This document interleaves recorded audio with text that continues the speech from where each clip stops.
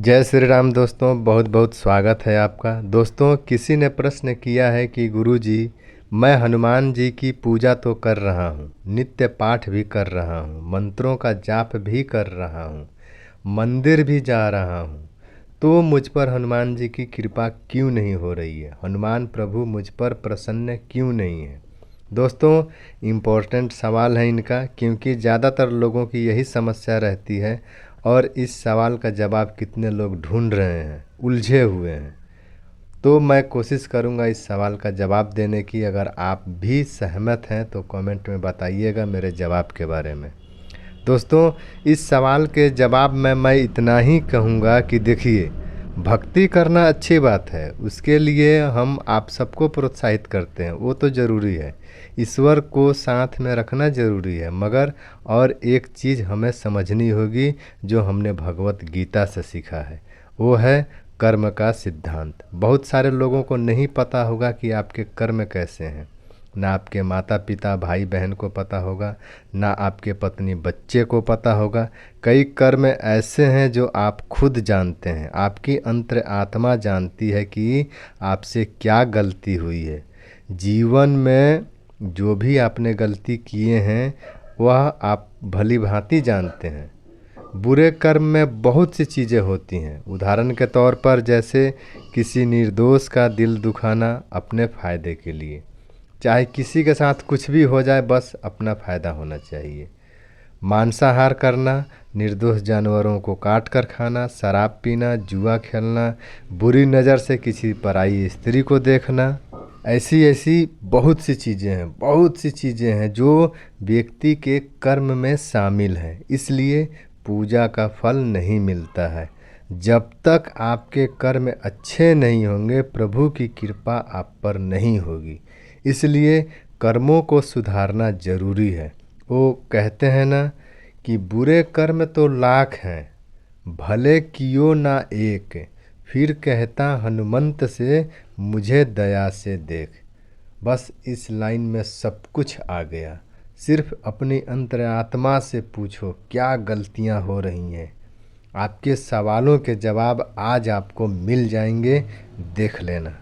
दोस्तों, प्रभु तो दयालु हैं, वो तो आपको माफ़ कर देंगे, लेकिन आपके कर्म आपको माफ़ नहीं करेंगे। इसका परिणाम तो भुगतना ही है। आपके कर्म शुद्ध होंगे तो प्रभु की कृपा अवश्य होगी।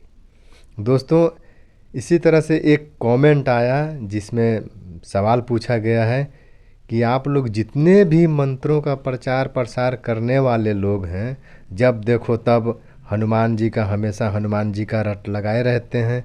बिस्तर पर लेटे लेटे ये मंत्र बोल दो, कभी ये मंत्र बोल दो, ब्रह्मास्त्र मंत्र है, आधा सेकंड में ये काम हो जाएगा, ऐसा होगा, वैसा होगा, ऐसा हो जाएगा।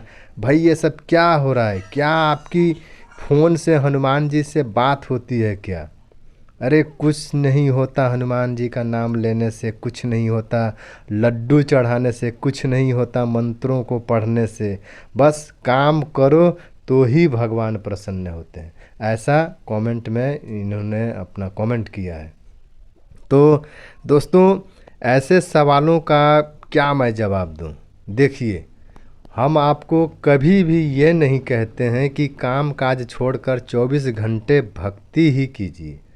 कर्म तो भाई सबके लिए ज़रूरी है, लेकिन ईश्वर का साथ भी होना ज़रूरी है। और ईश्वर को संग रखने के लिए, उनकी कृपा पाने के लिए भक्ति ही एक मार्ग है। इसमें पूजा पाठ, मंत्र जाप, ध्यान, साधना, ये सब करना पड़ता है। 3 चीज़ें अनिवार्य हैं। पहला, अच्छे कर्म करो, दूसरा प्रभु की भक्ति करो, और तीसरा धीरज रखो, तो ही प्रभु की कृपा प्राप्त होगी। हमने कभी नहीं कहा है कि आप जिम्मेदारियों को छोड़कर माला पकड़ कर बैठे रहो। एक महिला बहन का सवाल है, इन्होंने पूछा है कि मैं लड्डू गोपाल को पुत्र के रूप में और हनुमान जी को भाई के रूप में सेवा करना चाहती हूँ, क्या मैं दोनों की सेवा एक साथ कर सकती हूँ? तो देखिए बहन, लड्डू गोपाल और हनुमान प्रभु दोनों ही आपके लिए परम सौभाग्य की बात है। जो इन दोनों भगवान के प्रति आपके हृदय में भक्ति की ज्योत जगी। यह प्रभु की ही इच्छा है जिन्होंने आपको चुना है। आप बिल्कुल बिंदास होकर प्रभु की सेवा कर सकती हैं, कोई दिक्कत नहीं है। दोस्तों, तो ये थे 3 सवाल जिनके जवाब देना ज़रूरी हो गया था, लेकिन वीडियो का समापन हम ऐसे ही नहीं करेंगे। अगले वीडियो में आपसे बहुत जल्द मिलेंगे, लेकिन उसके पहले हनुमान जी की एक सुंदर सी चौपाई के साथ आपसे विदा लेंगे। जो प्रभु दीन दयालु कहावा, आरती हरण वेद जसु गावा। जपहि नाम जन आरती भारी, मिटहि कुसंकट होहि सुखारी। दीन दयाल विरधु संभारी, हरहु नाथ मम संकट भारी। प्रेम से बोले सिया बल रामचंद्र की जय, पवन पुत्र हनुमान की जय।